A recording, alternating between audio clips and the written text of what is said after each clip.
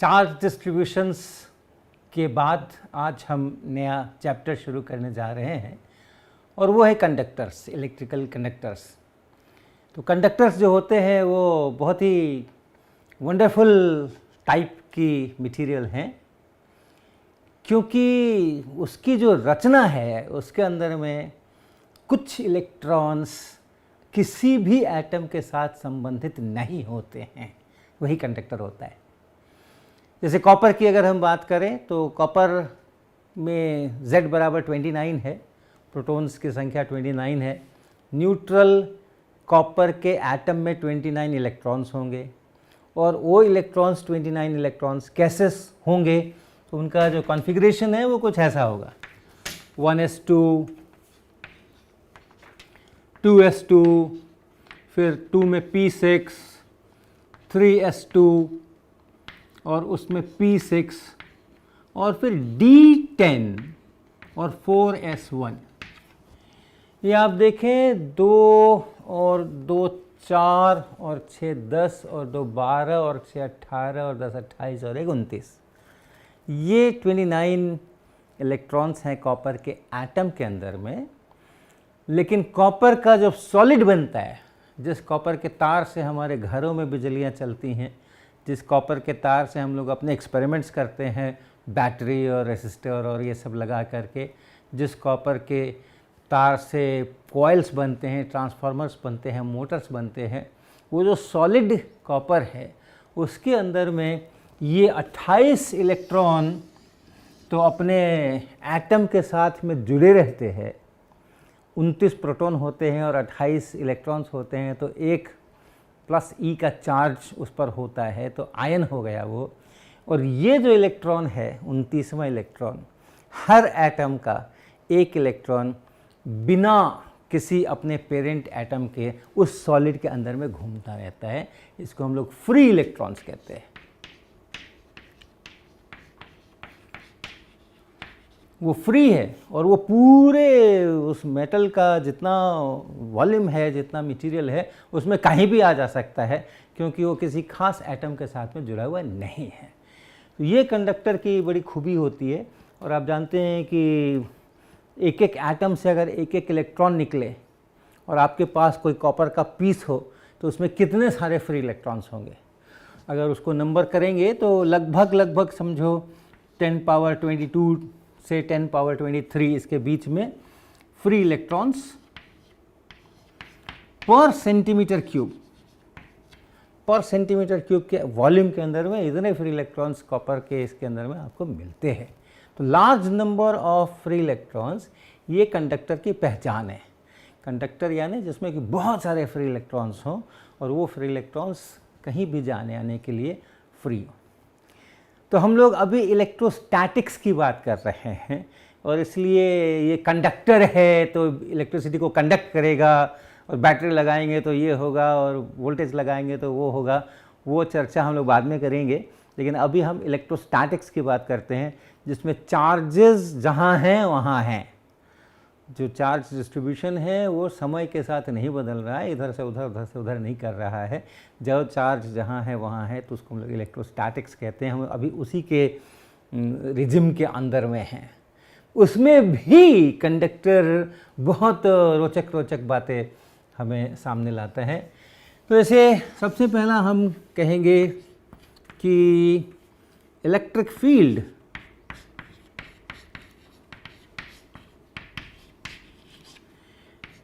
In a conductor, यानी उसका जो मटेरियल है उस मटेरियल के अंदर इज ज़ीरो।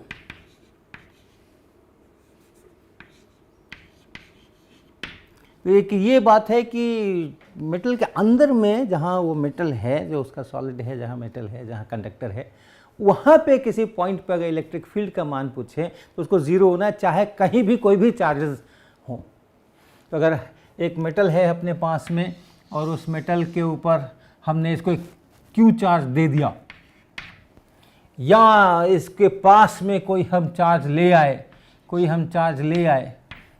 चार्जेस ले आए, रख दिया इसको, इन चार्जेस के फील्ड में ये कंडक्टर है, इस कंडक्टर के ऊपर अपना चार्ज है, कुछ भी है, कैसा भी है, कोई भी सिचुएशन है, अगर इलेक्ट्रोस्टैटिक्स है, अगर चार्जेस मूव नहीं कर रहे हैं अब, तो वैसी हालत में इसके अंदर जो फील्ड है, इलेक्ट्रिक फील्ड, हर जगह पे जीरो, हर जगह पे इलेक्ट्रिक फील्ड जीरो। ये क्यों? बहुत आसान है समझना, क्योंकि इसके अंदर बहुत सारे ये फ्री इलेक्ट्रॉन्स हैं। अगर इलेक्ट्रिक फील्ड होगा तो उन फ्री इलेक्ट्रॉन्स के ऊपर फोर्स लगाएगा, और अगर इलेक्ट्रॉन्स पर फोर्स लगेगा तो वो मूव करेंगे, और वो मूव करेंगे तो इलेक्ट्रोस्टैटिक्स नहीं रहेगा। तो अगर इलेक्ट्रोस्टैटिक्स है, अगर चार्जेस जहाँ हैं वहाँ हैं, तो वैसी हालत में इलेक्ट्रिक फील्ड अंदर में हर जगह पे ज़ीरो होना पड़ेगा। और इसी में से अगर हर जगह ये इलेक्ट्रिक फील्ड ज़ीरो है, तो दूसरी चीज़ ये निकल करके आती है, चार्ज डेंसिटी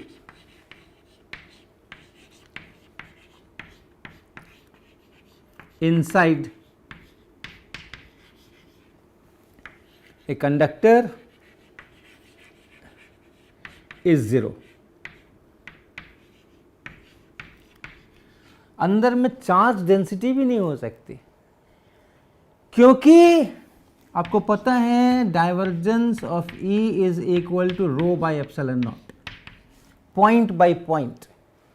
जिस पॉइंट पर divergence of electric field zero है, उस पॉइंट पे चार्ज डेंसिटी को जीरो होना है।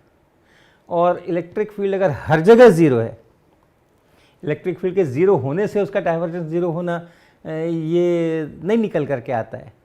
लेकिन अगर किसी एक पॉइंट पे इलेक्ट्रिक फील्ड ज़ीरो है तो वहाँ डाइवर्जेंस ई ज़ीरो होगा, तो कोई ज़रूरी नहीं है।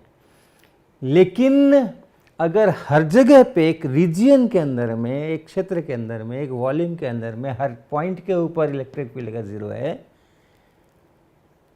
तो फिर कांस्टेंट हो गया। कांस्टेंट को आप डिफरेंशिएट करते हो तो ज़ीरो ही होता है। तो इसलिए ये जो रो है वो ज़ीरो है। जो इलेक्ट्रिक फील्ड यहाँ पे अगर ज़ीरो है तो ये रो भी ज़ीरो है। याद रखिएगा, एक पॉइंट पे ज़ीरो नहीं, एक पॉइंट पे नहीं होकर के एक वॉल्यूम के अंदर में, एक क्षेत्र के अंदर में ज़ीरो होना चाहिए, ताकि हम वैरी करें, पॉइंट इधर से उधर ले जाएं तो ज़ीरो का ज़ीरो बना रहे, तभी डाइवर्जेंस उसका ज़ीरो है, रो ज़ीरो है। तो मेटल के अंदर में इसको ज़ीरो होना चाहिए। सरफेस पे ये बात नहीं कर सकते हम। सरफेस का अगर कोई पॉइंट है तो वहाँ पर हम ये बात नहीं कर सकते। वहाँ पे यहाँ इलेक्ट्रिक फील्ड अंदर में ज़ीरो है, लेकिन बाहर में हो सकता है इलेक्ट्रिक फील्ड हो। ये चार्जेस हैं, इन चार्जेस वगैरह के कारण से यहाँ पे इलेक्ट्रिक फील्ड हो सकता है, यहाँ इलेक्ट्रिक फील्ड हो सकता है, यहाँ इलेक्ट्रिक फील्ड हो सकता है, यहाँ इलेक्ट्रिक फील्ड हो सकता है, अंदर में नहीं होगा। तो इलेक्ट्रिक फील्ड चेंज कर गया। अगर चेंज कर गया है इलेक्ट्रिक फील्ड, समय के साथ नहीं, स्पेस के साथ, अगर चेंज कर गया है तो फिर शायद डाइवर्जेंस ज़ीरो ना हो। तो इसलिए सरफेस पे चार्जेस रह सकते हैं, अंदर वॉल्यूम के अंदर नहीं रह सकते। Charge density inside a conductor is zero. तो ये ध्यान रखिएगा, it can be, charges can resided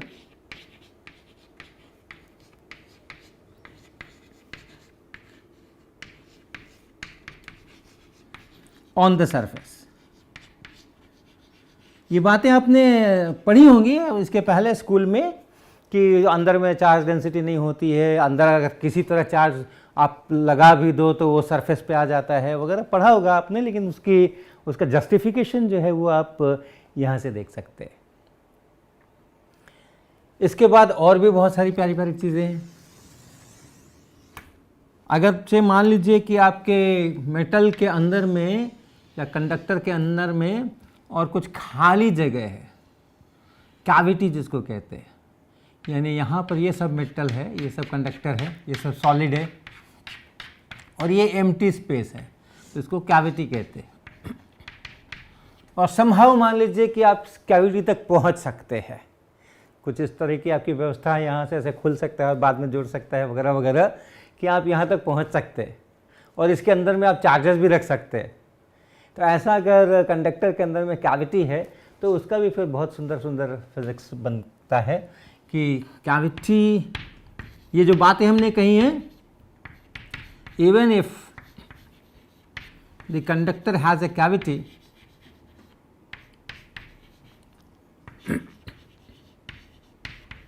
of course उस पर मैंने चार्ज नहीं रखा है,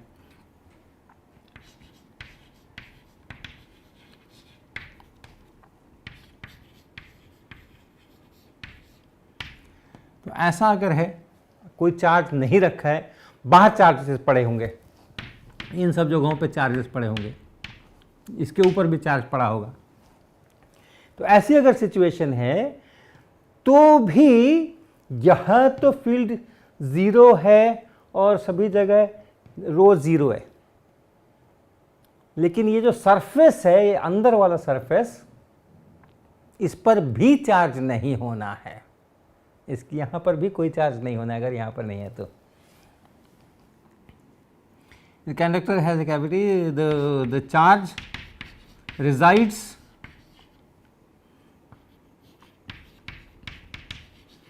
only on the outer surface.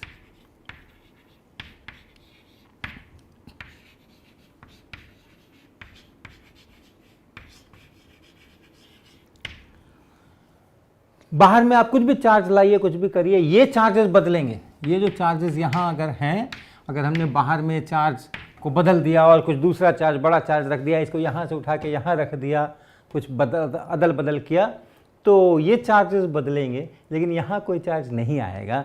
जो चार्ज होना है वो आउटर सरफेस पर ही होना है।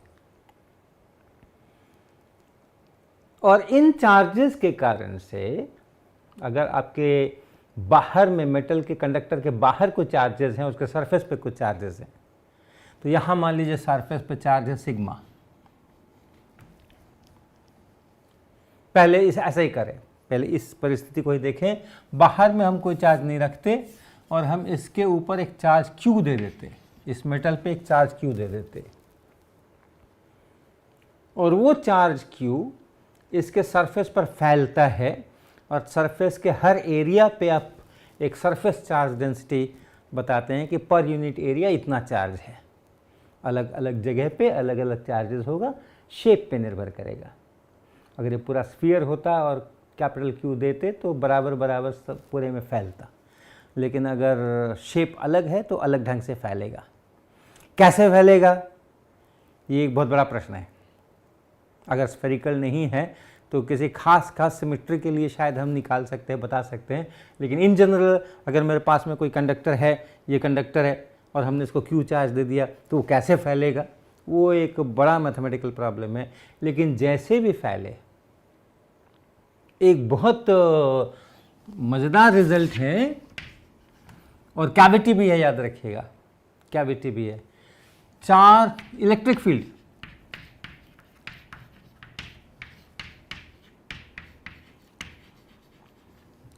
ड्यू टू सिग्मा, इस फिगर के रेस्पेक्ट में इसको पढ़िएगा, ये सिग्मा चार्ज डेंसिटी है, सरफेस चार्ज डेंसिटी, इसके कारण से electric field is zero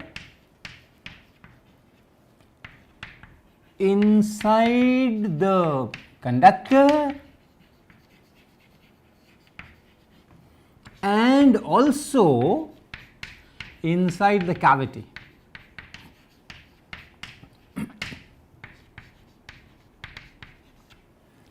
cavity में भी इसके कारण से इलेक्ट्रिक फील्ड जो है वो ज़ीरो होगा, और यहाँ तो ज़ीरो होना ही होना है।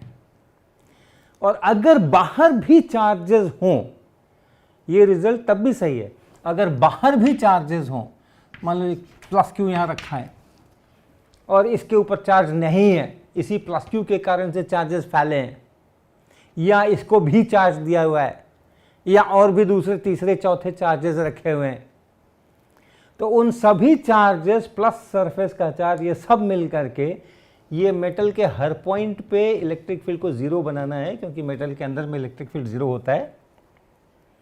और केवल यही ज़ीरो नहीं बनाना है, कैविटी के अंदर भी ज़ीरो बनाना है। कैविटी में ये लॉजिक नहीं चलेगा, ये जो हम लोगों ने लॉजिक दिया है कि electric field in A conductor is zero. क्यों ज़ीरो? क्योंकि वहाँ बहुत सारे फ्री इलेक्ट्रॉन्स हैं, अगर इलेक्ट्रिक फील्ड होगा तो फ्री इलेक्ट्रॉन्स चलेंगे और इलेक्ट्रोस्टैटिक्स की सिचुएशन नहीं रहेगी। वो बात हम कैविटी के लिए नहीं कर सकते हैं, यहाँ फ्री इलेक्ट्रॉन्स नहीं है, लेकिन फिर भी यहाँ पे इलेक्ट्रिक फील्ड ज़ीरो है। उसका भी गणित है जो हम कर सकते हैं, और आसान भी है, अभी करते भी हैं हम। लेकिन ये देख लें कि ये जो बात हम कह रहे हैं कि कैविटी के अंदर भी इलेक्ट्रिक फील्ड ज़ीरो रहेगा, चाहे आप ऊपर में सरफेस चार्ज दें न दें, बाहर में चार्ज रखें न रखें, वो तो इसके इन सब के कारण से पूरे कंडक्टर में चार्ज जीरो है, इसका इलेक्ट्रिक फील्ड जीरो है, और इस कैविटी के अंदर भी इलेक्ट्रिक फील्ड जीरो है। कैसे बता सकते हैं? तो एक आसान रास्ता है जिसमें कि हम E डॉट डी एल की बात करें कि अगर मान लो कैविटी है यहाँ कोई, और इधर में ये सब मेटल है, और कैविटी में कोई चार्ज नहीं है, कैविटी में कोई भी चार्ज नहीं है, तो अगर हमने एक पॉइंट यहाँ लिया और एक पॉइंट यहाँ लिया, और फिर हमने इसको मान लो इस पाथ से एक पाथ बनाया, ए से बी आने का ये एक पाथ बनाया, और इस पाथ पे integral E dot D L को देखा, तो वो E डॉट डी एल यहाँ पे चूँकि हर जगह इलेक्ट्रिक फील्ड जीरो है, हम मेटल के इंटीरियर के अंदर अंदर ही चल रहे हैं, इसलिए पूरा इंटीग्रेशन ये ज़ीरो होगा। और अब अगर हम एक दूसरा पाथ बनाएं, इस प्रकार का पाथ बनाएं, ऐसा पाथ बनाएं, तो चूंकि ये पाथ से इंडिपेंडेंट होता है इलेक्ट्रिक फील्ड का इंटीग्रेशन ए टू बी, तो इस पाथ पर भी उसको ज़ीरो होना होगा। और इस पाथ पर ज़ीरो होने का मतलब है कि कहीं तो E डॉट डी एल को पॉजिटिव और कहीं तो नेगेटिव होना पड़ेगा अगर इलेक्ट्रिक फील्ड हो तो इलेक्ट्रिक फील्ड अपनी दिशा चेंज करे। डीएल की दिशा तो यहाँ से फिक्स है, डीएल की दिशा तो यहाँ से फिक्स है, तो अगर इस पॉइंट के इधर में E dot D L positive होना है तो यानी इलेक्ट्रिक फील्ड को इधर होना चाहिए, या एटलीस्ट उसका कंपोनेंट इधर होना चाहिए। और यहाँ अगर E डॉट डी एल को नेगेटिव होना है तो E डॉट डी एल की दिशा ऐसा होना चाहिए।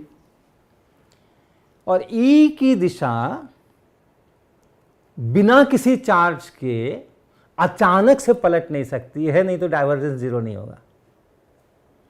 अगर कहीं चार्ज है तब तो ऐसा हो सकता है, यहाँ डाइवर्जेंस जीरो नहीं है, तो यहाँ हो सकता है कि इधर जाते हैं तो इलेक्ट्रिक फील्ड ऐसा है, इधर जाते हैं तो इलेक्ट्रिक फील्ड ऐसा है, ये हो सकता है। क्योंकि ये इलेक्ट्रिक फील्ड अगर ऐसे पट से बदल जाए, एक साइड अपना चेंज कर दे, इधर से इधर कर दे, सभी तरफ ऐसा ऐसा, तो फिर ठीक है ये।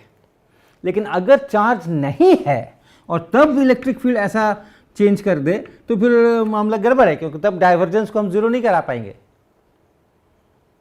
तो चार्ज अगर नहीं है तो इलेक्ट्रिक फील्ड अपने डायरेक्शन ऐसे सडनली चेंज नहीं कर सकता किसी पॉइंट पे, और वो इलेक्ट्रिक फील्ड अगर सडनली अपना डायरेक्शन चेंज नहीं कर सकता तो फिर E डॉट डी एल कहीं पे पॉजिटिव कहीं पे नेगेटिव ये नहीं कर पाएंगे।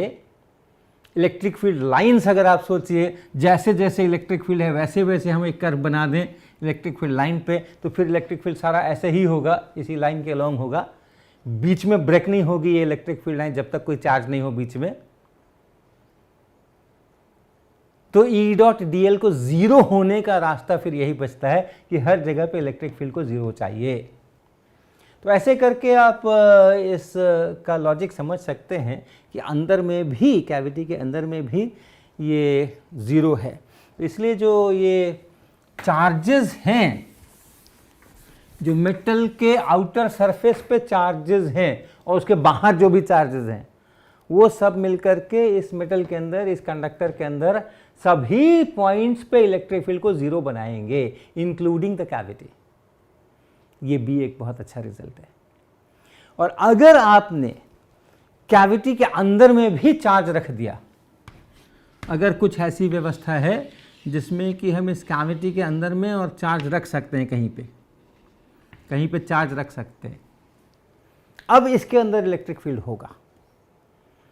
और अगर इलेक्ट्रिक फील्ड होगा तो साथ में यहाँ पे नेगेटिव चार्जेस भी आएंगे, और वो नेगेटिव चार्जेस का कुल परिमाण जो है वो माइनस क्यू होगा। अगर Q charge plus Q charge या जो भी चार्ज यहाँ रखेंगे उसके अपोजिट साइन का चार्ज यहाँ पे आना है, बटना है। ये कैसे कह सकते हैं? तो हम एक गॉसियन सरफेस बना सकते हैं, यहाँ से ऐसा एक गॉसियन सरफेस बना सकते हैं।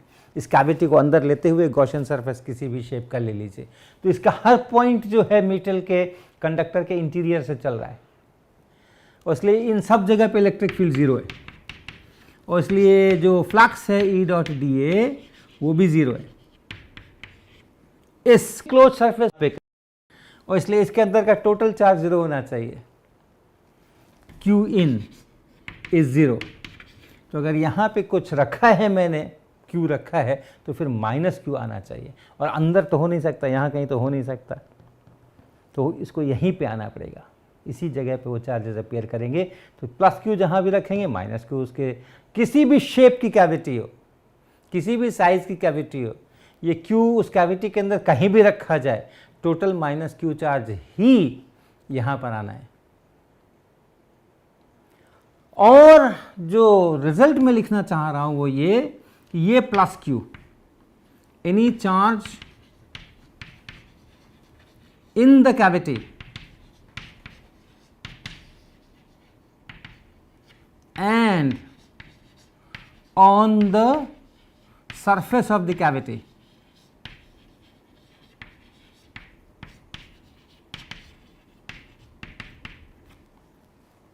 ये चार्ज और ये सरफेस जो है कैविटी का, उसका ये total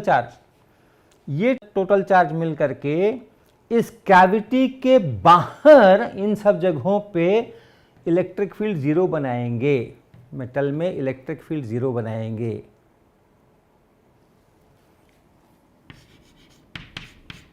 will produce 0 electric field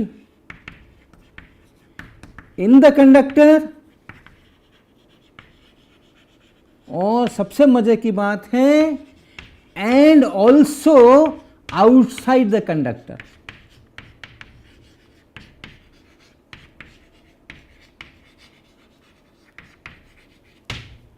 कुछ चीज़ें मैं लिख रहा हूं जिसका जस्टिफिकेशन नहीं दूंगा, लेकिन चीज़ बड़ी मज़ेदार है, इसको ध्यान से सुनिएगा फिर से 5वें नंबर के इस पॉइंट को।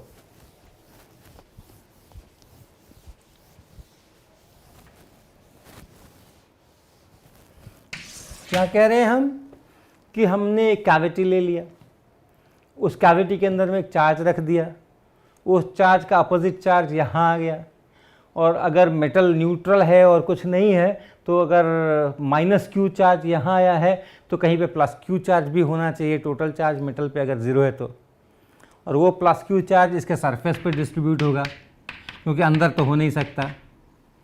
ये एक सिचुएशन है। अगर न्यूट्रल नहीं हो, हमने उस कंडक्टर को भी चार्ज पकड़ाया हुआ है, तो फिर ये और भी ज़्यादा चार्ज यहाँ पे हो सकता है या उससे कम भी हो सकता है। इसके अलावा इसके बाहर भी हम चार्जेस रख सकते हैं, यहाँ भी हम कोई Q1 Q2 रख सकते हैं। इन सारी परिस्थितियों के लिए ये बात सही है क्या? Any charge in the cavity and on the surface of the cavity, ये प्लस ये इतना मिल करके will produce 0 electric field in the conductor. इन सब जगहों पर इलेक्ट्रिक फील्ड इसके कारण से 0 होगा। ये जो है ये अलग हैं, ये पढ़े हैं तो पढ़े हैं, नहीं पढ़े हैं तो नहीं पढ़े हैं, कोई मतलब नहीं है। इसके इतने के कारण से यहाँ इलेक्ट्रिक फील्ड 0 होगा। नेट तो 0 होना ही है, कंडक्टर के इंटीरियर में नेट फील्ड 0 होना ही है, लेकिन वो फील्ड यहाँ से भी आ रहा है, यहाँ से भी आ रहा है, यहाँ से भी आ रहा है, यहाँ से भी आ रहा है, यहाँ से भी आ रहा है। तो कहा यह जा रहा है कि इन चार्जेस के कारण से ये जो कैविटी के अंदर है और जो सरफेस पे, इनके कारण से अलग से यहाँ इलेक्ट्रिक फील्ड 0 है, और इसलिए जो बचे हुए चार्जेस हैं, यानी जो सरफेस पे चार्ज है, इस आउटर सरफेस पे चार्ज है, प्लस उसके भी बाहर चार्जेस हैं, उन सब के कारण से फिर से यहाँ पे 0 होना है और नेट भी 0 होना है। और केवल कंडक्टर के इंटीरियर में ही नहीं, अगर हम यहाँ भी कोई पॉइंट लेते हैं और सिर्फ पूछते हैं इस Q के कारण और इस माइनस Q के कारण यहाँ कितना इलेक्ट्रिक फील्ड है, यहाँ पे कंडक्टर नहीं है, वो भी 0 होना है। And also outside the conductor, इसके बाहर के पॉइंट पर भी 0 होना है। नेट फील्ड यहाँ 0 नहीं होना है, वो ज़रूरी नहीं है। ये जो चार्जेस हैं, ये चार्जेस यहाँ पे कंडक्टर के बाहर में इलेक्ट्रिक फील्ड प्रोड्यूस कर सकते हैं, अंदर नहीं कर सकते। अंदर इनका 0 होना है और उसका अलग से 0 होना है, लेकिन बाहर में इनका हो सकता है, लेकिन इनका नहीं हो सकता। इतने का जो इलेक्ट्रिक फील्ड है वो यहाँ पे भी 0 होना है। ये सब कैविटी के अंदर के बड़े प्यारे प्यारे खेल हैं। तो मेटल कंडक्टर्स, इनके अंदर इस तरह की चीज़ें आया करती हैं इलेक्ट्रोस्टैटिक्स के अंदर में। तो इन कंडक्टर्स और उसके इलेक्ट्रिक फील्ड की चर्चा हमारी जारी रहेगी। इनमें से कुछ स्टेटमेंट्स हैं जिनको कि हम लोग जस्टिफाई करेंगे, कुछ को हमें स्वीकार करना होगा तत्काल कम से कम, और फिर आप देखेंगे कि हम लोग बहुत नई नई किस्म के रिजल्ट्स इसमें से निकाल करके लाएंगे।